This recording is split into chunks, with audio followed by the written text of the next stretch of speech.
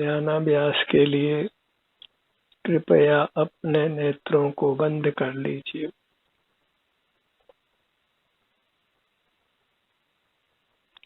आपका सुख आप में ही है।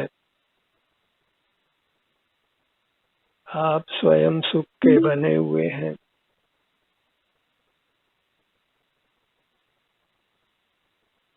आपके सर्वांग में सुख भरा है। अंतर्दृष्टि कर अपने आप से ही जुड़िए। आप अमूर्त हैं। अंतर्दृष्टि से ही ग्राह्य हैं।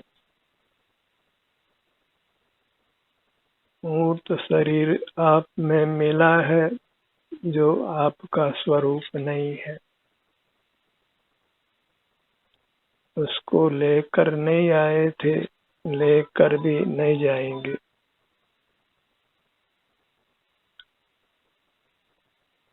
आपकी अमूर्त काया का ही आपको सदा साथ है।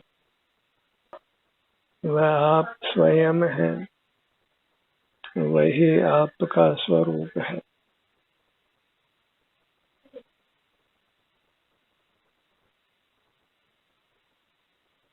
अपने ध्यान को अपने सिर से पैरों तक सीमित रखना है।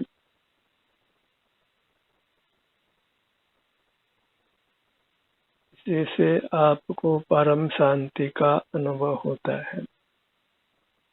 जहाँ आप बहिर्मुख होते हैं, बाह्य जगत से जुड़ते हैं, तो अल्पाधिक आकुलता आपको अवश्य होती है।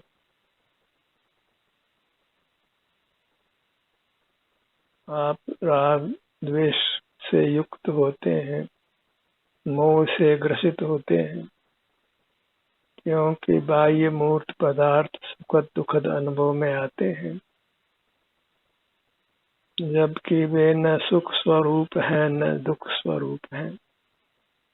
उनके लक्ष्य से हमको ही सुख दुख होता है।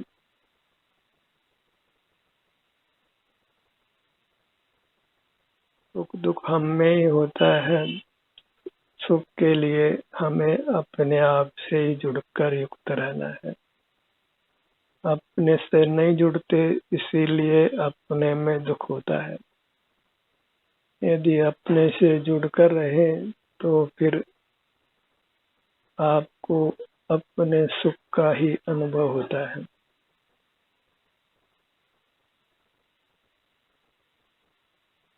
हमारे शुद्ध स्वरूप में मूर्त नहीं है, इंद्रियां नहीं है, मूर्त हाथ पांव नहीं है,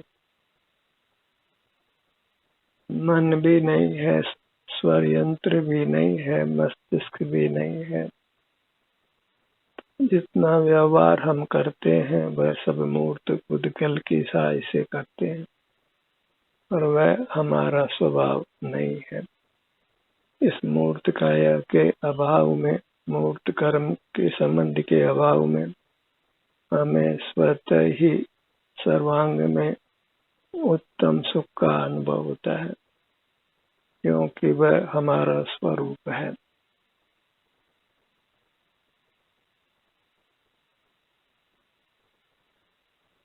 परमात्मा का दर्शन करना इष्ट हो तो नेत्र बंद कर अपना ध्यान अपने सिर से पैरों तक लाइए। आपका स्वरूप ही परमात्मा का स्वरूप है। परमात्मा मूर्त नहीं है, इसलिए वे हमारे नेत्रों के विषय नहीं है। जो मंदिरों में मूर्त प्रतिमा की स्थापना की जाती है, उससे हमको यह भ्रम उत्पन्न होता है कि परमात्मा मूर्त होंगे। वे जगत को देखते जानते होंगे, जगत के कर्ता धर्ता होंगे।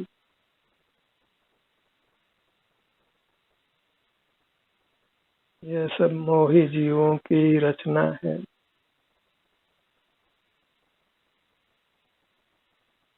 निर्मोही जीव तो अपने में लीन रहते हैं, अपने उत्तम सुख को भोगते हैं। किसी परमात्मा ने अपना मंदिर नहीं बनाया है।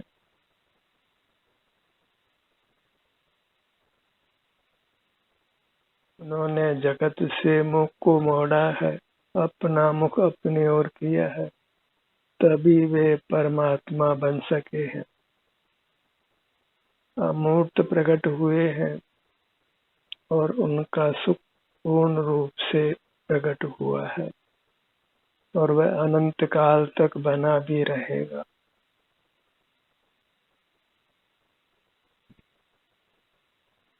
हमारी तरह उनको रोग शोक आदि नहीं होते।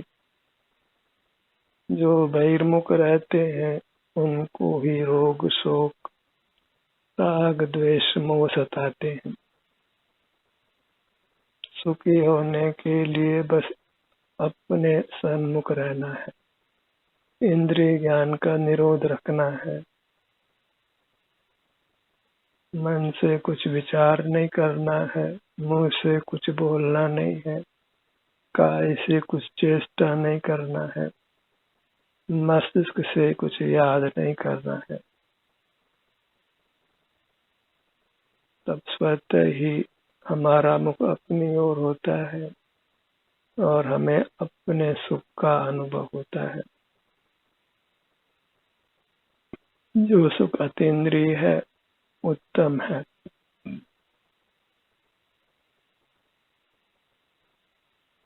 उस सुख को भोगने से ही सुख वृद्धिगत होता है।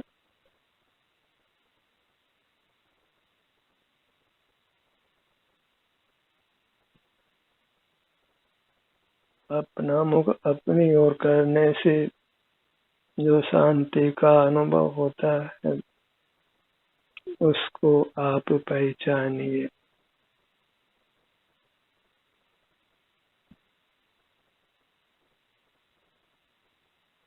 यदि आप अपने सन्मुख रहते हैं तो निश्चित ही आपको शांति का अनुभव होता है।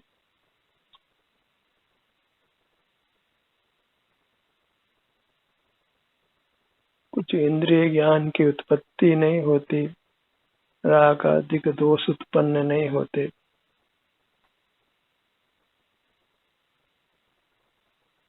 आप वीतराग रहते हैं और वीतराग रहना ही परमात्मा का स्वरूप है।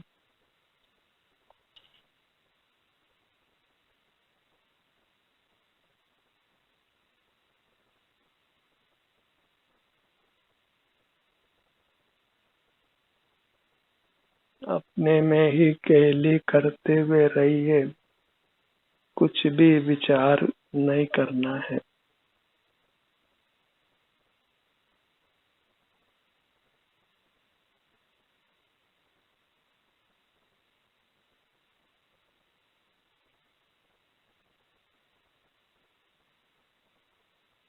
आप भले ही कितने भी अस्वस्थ क्यों न हो, जब आप अपनी अवस्था का अनुभव करके रहते हैं तो उत्तरोत्तर आपका सुख बढ़ता जाता है।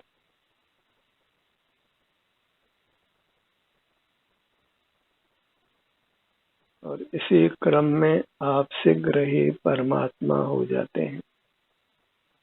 काम ही करना है तो सर्वोत्तम काम करिए और सर्वोत्तम काम परमात्मा बनना है। अपने परमात्मा पद पाने का प्रयत्न करना है।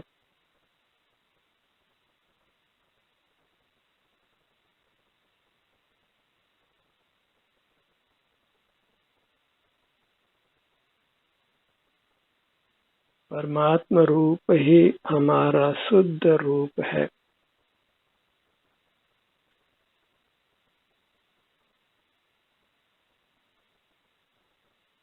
दो प्रकार के जीव हैं, शुद्ध और अशुद्ध, मुक्त और संसारी। अनादि से जीव संसारी होते हैं और फिर अपने सन्मुख रहने का अभ्यास कर परमात्मा होते हैं। ध्यानाभ्यास एक आत्मशोधन की प्रक्रिया है।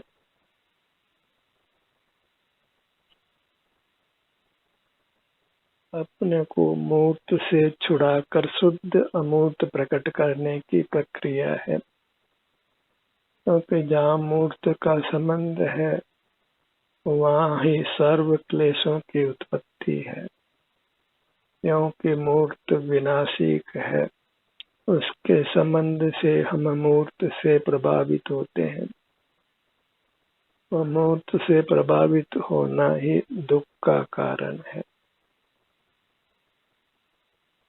जैसे स्वर्ण अशुद्ध हो तो उसकी कांति और पीलापन प्रकट नहीं होता, पर वही स्वर्ण जब तप कर शुद्ध होता है तो उसकी पूर्ण कांति पूर्ण पीलापन प्रकट हो जाता है।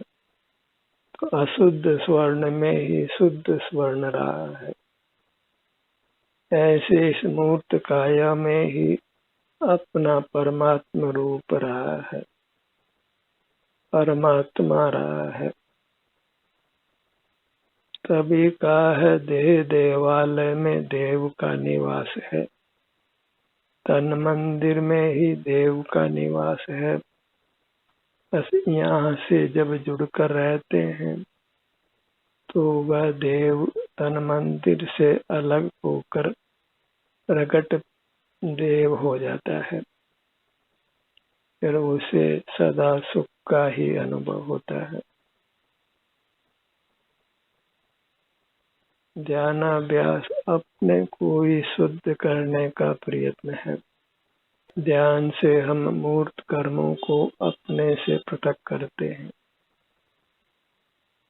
हमको अपने को शुद्ध करने के लिए किसी बाह्य वस्तु की आवश्यकता नहीं है।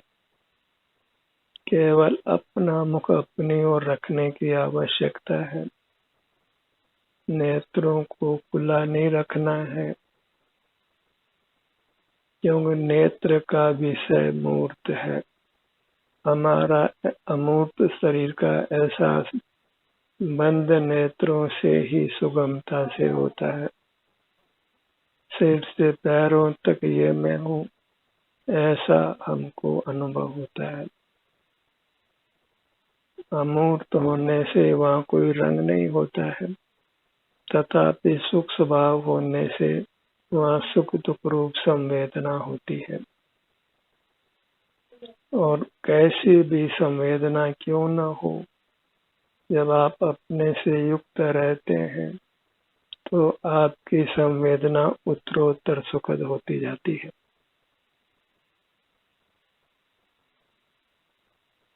आपकी जो भी अवस्था है वही परमात्मा होने का आधार है, क्योंकि उसी से युक्त होकर मूर्त अशुद्धि पृथक होती है और आप परमात्मा होने की ओर आगे बढ़ते हैं।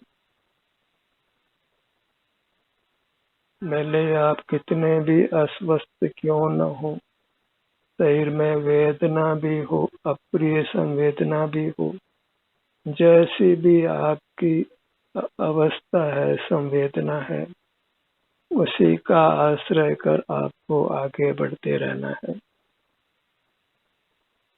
और फिर देखिए जीवन में कितना अद्भुत परिवर्तन होता है।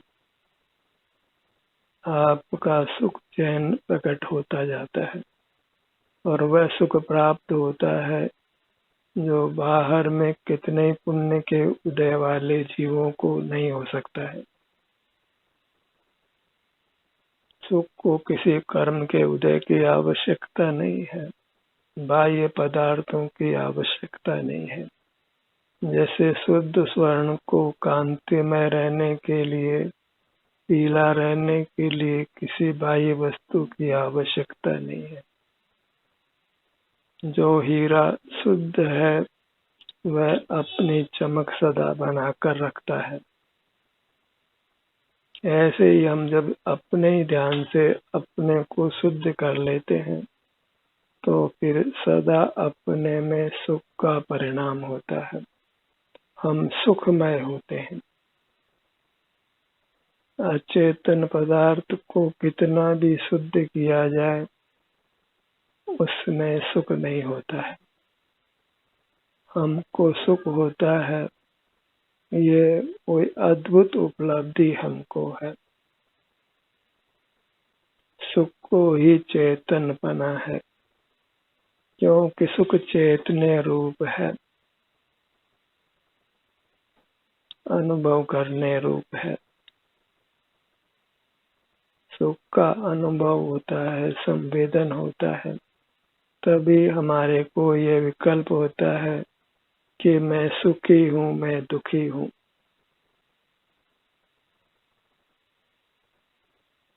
और जब अपने से ही युक्त रहना प्रारंभ करते हैं तो बस सदा हम सुखी ही रहते हैं। ध्यानाभ्यास में हम अपने में स्थित रहते हैं, स्वस्थ रहते हैं, स्वास्थ्य लाभ करते हैं, अपूर्व सुख को पाते हैं। जो सुख हमने अनादि से नहीं भोगा है वह सुख हमें अब प्राप्त होता है। जैसे धरती में स्वर्ण पाषाण भले कितने ही समय रहा हो, तप कर जो कांति प्रकट होती है, जो पीलापन प्रकट होता है, वह फिर पहले कभी नहीं था। वह पीलापन, वह कांति उसके लिए अपूर्व ही होती है।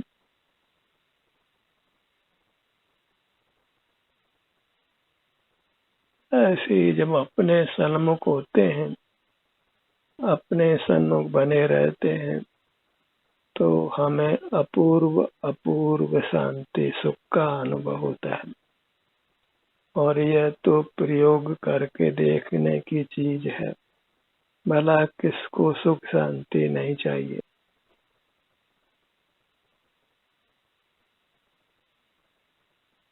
दुख का अभाव होना और सुख होना वही मोक्ष मार्ग और मोक्ष का स्वरूप है।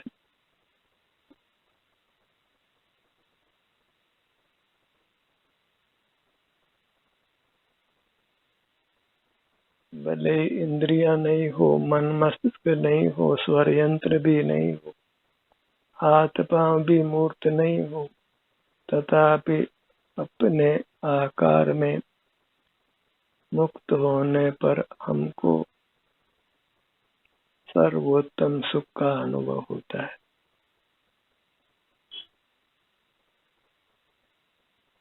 उसी से हम परमात्मा कहलाते हैं।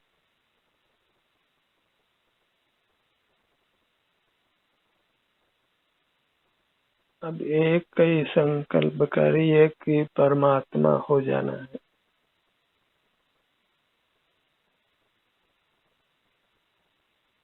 और वह परमात्मा बाहर से नहीं आना है।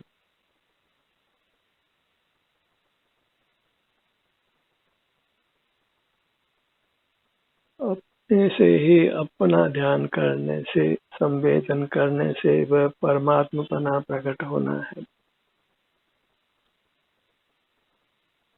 फिर अपना ध्यान अपनी ओर लाने से ही उत्तरोत्तर शुद्धि होती जाती है, बद्ध मूर्त कर्म नष्ट होता जाता है।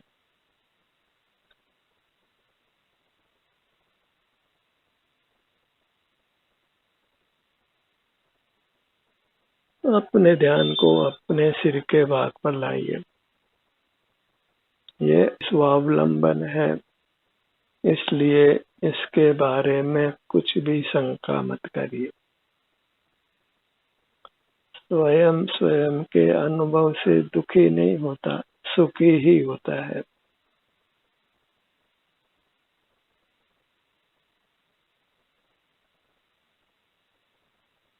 जो जो अनुभव करते हैं त्यों त्यों सुख बढ़ता ही जाता है। अपने ध्यान को अपने ललाट बाग पर लाइए।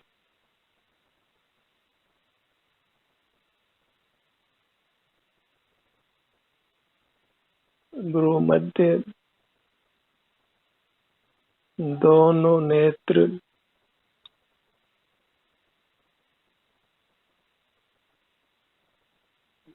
दोनों कान नासिका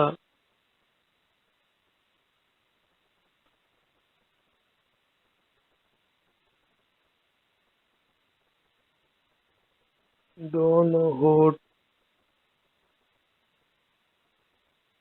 मुख के भीतर ऊपर तालू का भाग पूरा मुखमंडल परमात्मा का मुखमंडल। आप अपने लिए ही परमात्मा हैं। कोई परस्पर का लेन देन नहीं है।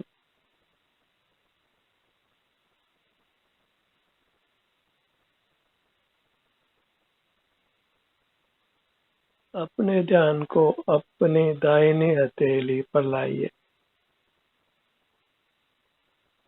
दोनों हथेलियों का मुख आसमान की ओर रखिए।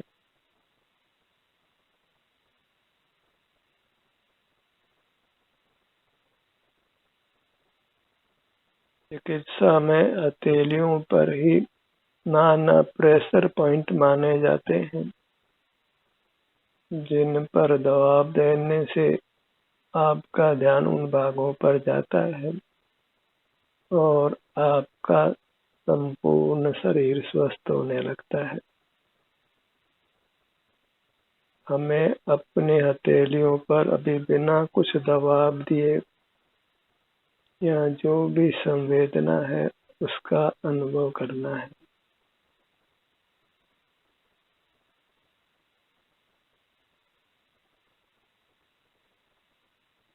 हथेली के हर छोटे से छोटे भाग को लक्ष्य में लेने का प्रयत्न करिए। आप पाएंगे कि आपके शरीर में जो भी कोई रोग हो वह मिटने लगेगा।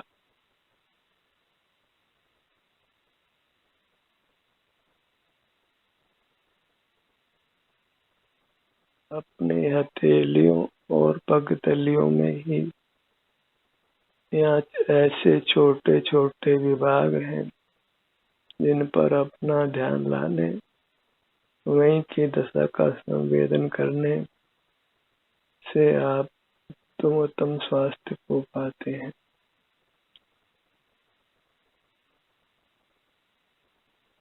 बाईं हथेलियों के नाना विभाग कीजिए। जैसे कोई एक्यूप्रेशर का चिकित्सक अपने हथेलियों में नाना पॉइंट बताता है और उन पर दबाव देकर हमारे रोग को दूर करने की बात करता है।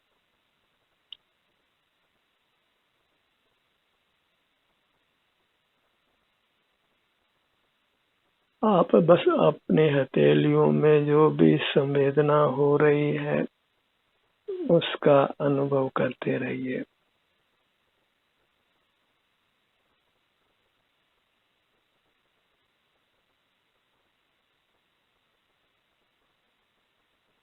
अपने ध्यान को अपनी पगतलियों पर लाइए।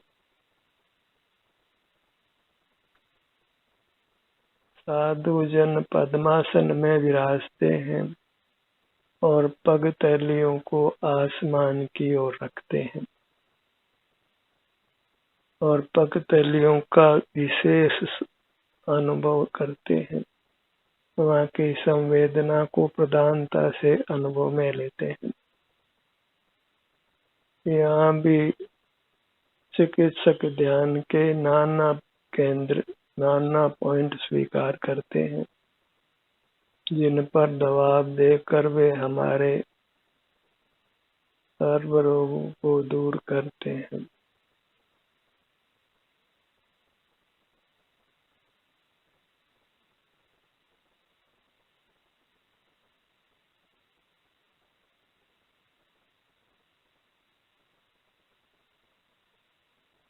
पूरा दाहिना पैर, पूरा बायां पैर,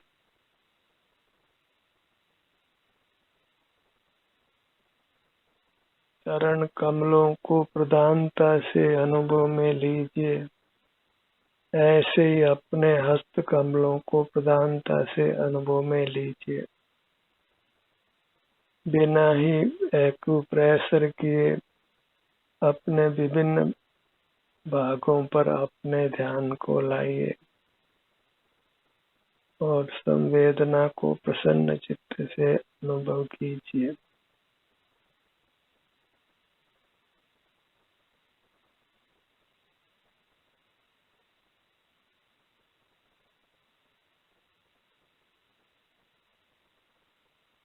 हथेलियों और पगतलियों के भाग में स्पर्शन इंद्रिय का उगाड़ अन्य स्थानों की अपेक्षा अधिक होता है, इसलिए हम छूने का प्रयत्न हम अपनी हथेलियों और पगतलियों के माध्यम से करने का प्रयत्न करते हैं।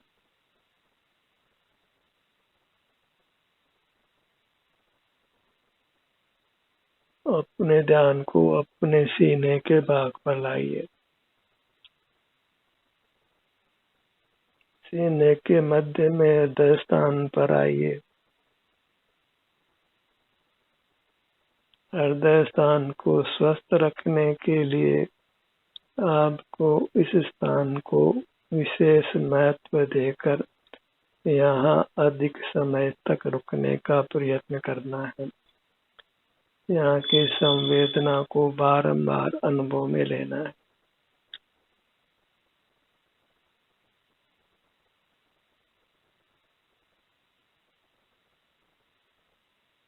अपने ध्यान को अपने पेट के भाग पर लाइए। मध्य में नाभि का स्थान, नाभि स्थान पर भी पाचन संस्थान का नियंत्रण रहता है। इसको भी एक्यूप्रेशर का उत्तम पॉइंट माना जाता है। तो आप बस अपने नाभि स्थान से युक्त रहिए। यहाँ की संवेदना का सतत अनुभव करते रहिए। अपने ध्यान को अपने पीठ भाग पर लाइए।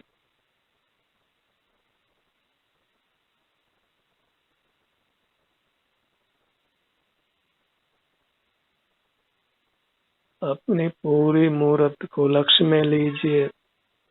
यही आपके लिए परमात्मा की मूर्त है। यही आस्वाद्य है, वंद्य है, पूज्य है। इसकी महिमा अपने हृदय में धारण करिए। अपने को कभी पामर या अपावन नहीं मानना है। अंतरंग में अपनी मूर्त परमात्मा स्वरूप है, तो उसको वही सम्मान देना है। अंतर में आप परमात्मा ही है। अंतर्मुख होकर उसी का निरंतर संवेदन करना, वही परमात्मा दर्शन है। मन ही मन अपनी मूर्त को, चिन्ह मूर्त को नमन करिए और यही विकल्प करिए कि मेरा मुझको नमन है। ध्यान का ये सत्र यहीं समाप्त होता है। आपकी सहभागिता के लिए धन्यवाद।